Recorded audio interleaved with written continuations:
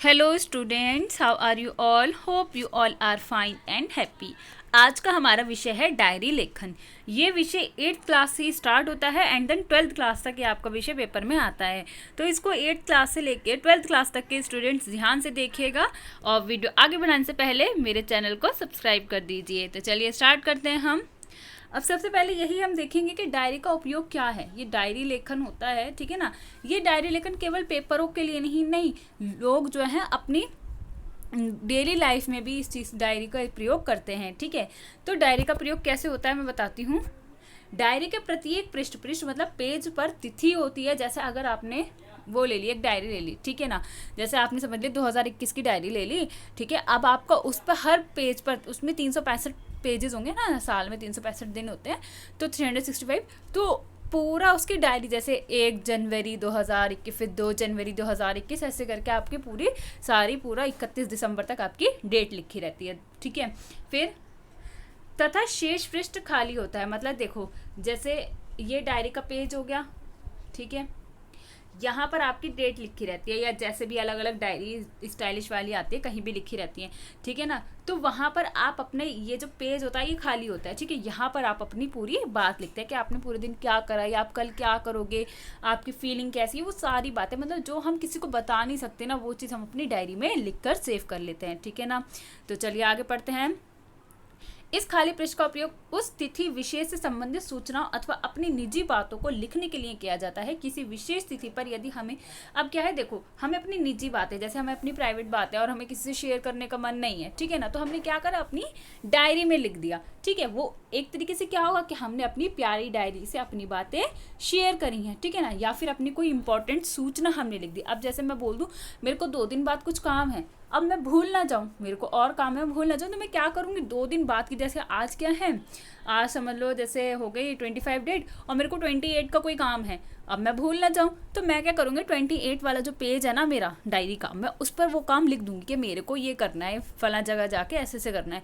तो मतलब क्या है कि फिर जब मेरे 28 तारीख को जब मैं वो पेज खोलूँगी या 27 को खोलूँगी, तो मेरे को वो चीज़ याद आ जाएगी कि हाँ वो मेरा ये काम भी पड़ा है। तो ये डेली लाइफ में इस चीज़ से भी प्रयोग होता है डायरी का, ठीक है। आगे पढ़ते हैं। किसी विशेष तिथि पर यदि हमें कोई विशेष कार्य करना है अथवा कहीं जाना है, तो उससे संबंधित सूचना पहले से ही उस तिथि वाले पृष्ठ पर लिख दी जाती है। जैसा कि मैंने अभी बताया वही बात है।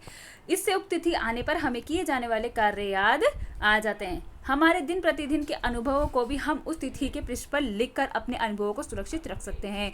कि मतलब अगर आज जैसा आपका अगर बर्थडे था, तो आपको बर्थडे पे क्या क्या गिफ्ट मिले, कैसे सेलिब्रेट करा, क्या आपकी फीलिंग्स थी, या फिर आपकी कहीं जॉब लगी है, या फिर आप मतलब कुछ नया एक्सपीरियंस कर रहे हो, या फिर आप बहुत ज़्यादा दुखी हो कि आपका बर्थडे था, किसी को याद नहीं रहा और आप बहुत ज़्यादा फीलिंग सैड हो गई है, वो तो आप मतलब पूरा अपना अनुभव अपनी डायरी में लिखते हैं, ठीक है ना। और अपने उन अनुभवों को सेव करके रखता है। आजकल तो इतनी ज़्यादा हाई टेक्नोलॉजी आ गई है, जिसको हम पिक्चर्स में, अपनी मेमोरीज को पिक्चर्स में क्लिक करके हम सब जमा कर लेते हैं।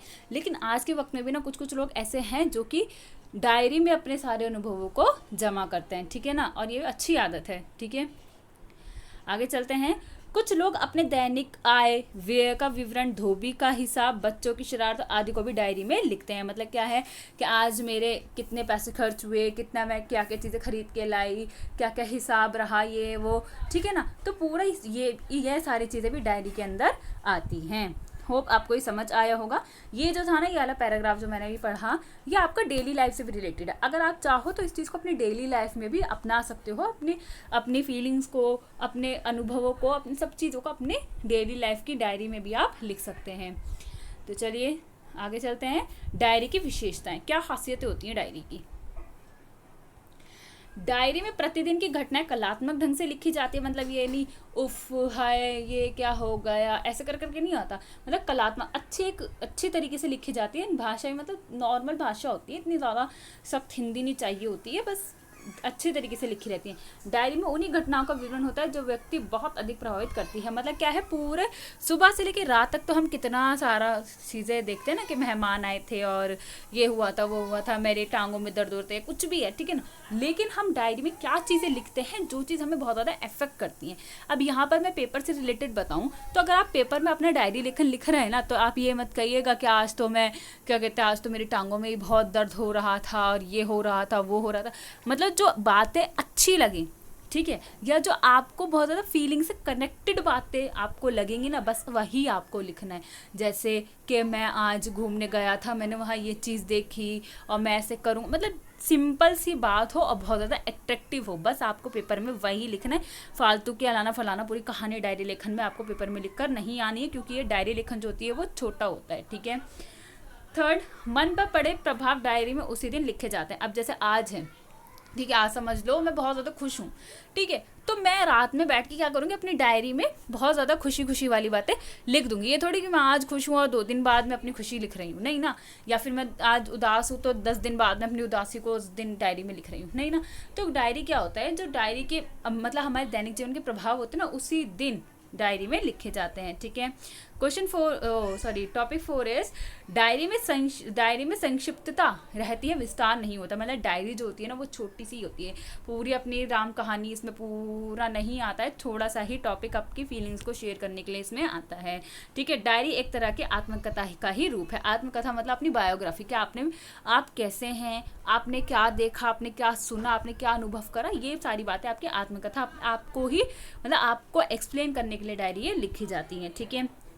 अब डायरी लेखन का प्रारूप को इंग्लिश में बोलते हैं फॉर्मेट। क्या होता है, तिथि, जिस डेट को आप लिख रहे हैं, अगर एग्जाम में आपका आएगा तो आप एग्जाम वाली डेट ही लिख दीजिएगा, या फिर आप जिस डेट को लिख रहे हैं ना, जिस डेट को एग्जाम है उससे पीछे की डेट लिखिए। ये नहीं कि 28 तारीख का आपका एग्जाम हो गया और आपने 30 तारीख में डायरी एंट्री लिख दी, नहीं, पीछे की लिखिएगा या उसी की लिखिएगा।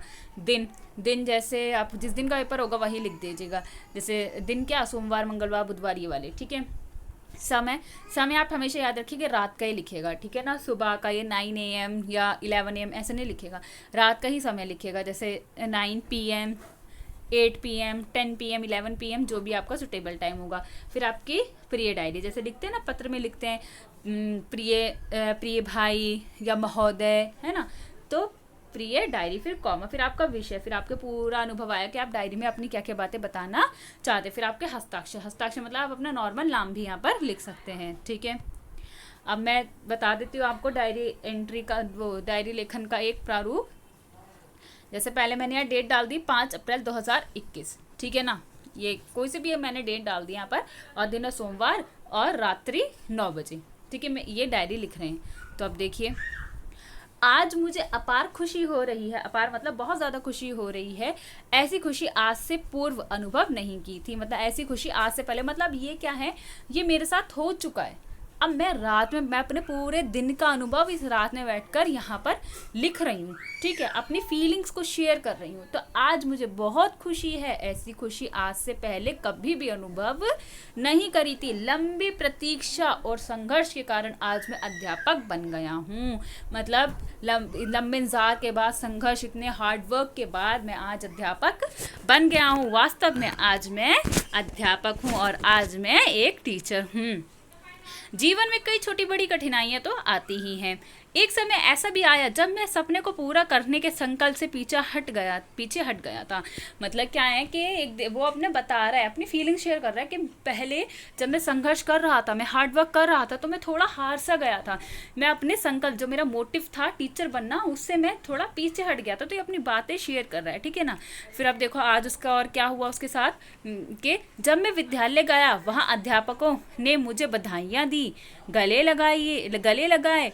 इस खुशी को मैं अपने हृदय में संभाल कर रखना चाहता हूँ। ऐसा अनुभव ना कभी प्राप्त हुआ है और ना कभी होगा। मतलब वो अब क्या बता रहा है, अपने अनुभव के बारे में बता रहा है, अपने एक्सपीरियंस के बारे में बता रहा है कि जैसा मैंने आज फील करा ना, ऐसा ना मैं कभी फील कर सकता, ना कभी मैंने सोचा भी नहीं था कि मेरे को ऐसी फीलिंग्स आएगी और ना कभी ये फीलिंग्स आ सकती है। इसलिए जो मेरी ये हैप्पी मोमेंट है, मैं इसको अपनी डायरी में, अपने दिल में सेव करना चाहता हूँ।